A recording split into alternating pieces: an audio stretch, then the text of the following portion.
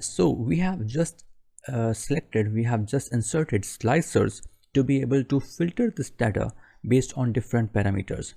Now the question is, can we also have a slicer for the dates? So for example, we can filter the data by months or by years or by dates. Well, yes, we definitely have. We can use slicer for that as well, but we have an even better option, and that is basically called timeline.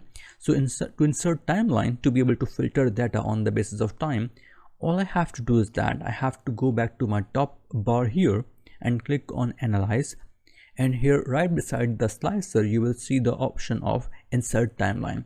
So I'll click on insert timeline here, and all the columns in your data which have date will appear. So I actually want to filter data by transaction date, so I will click this one and I will press OK. And you can see that Excel has inserted a timeline for you, and if I can just make it bigger, you can see that it is actually showing you all the months right from the end to the beginning to the end. So what we can really do is that we can if I just show you how it is working, if I just click on any month, you will see that all the data in this particular table has changed to represent that particular month only. And by the way, the other tables will not change unless we report the connections for that particular particular slicer.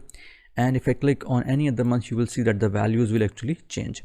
But before I do that, what I will need to do is that I will need to show you this option here, that other than months you can actually choose quarters or even years. So I will select years for now, so that I have a small slicer available that I can place on the top, and I can actually pull them together to make sure that we have both the years selected.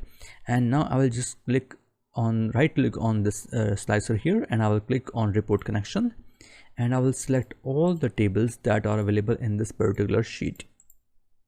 And once you have selected all of them, just press OK, and here you have a ready slicer which by using which you can filter all the data available in the sheet. So I think I should be having some nice place to put it, but anyways, just I will place it here for now.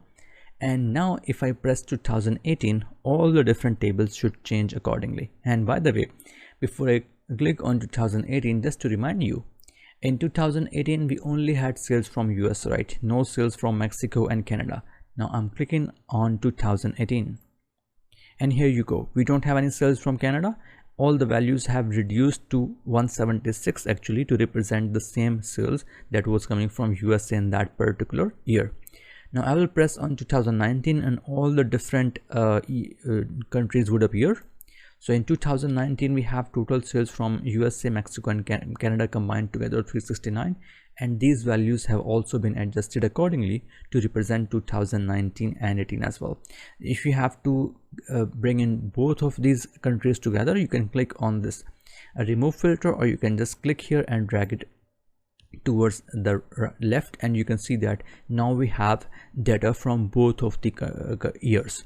So just like slicers, this timeline is also very useful.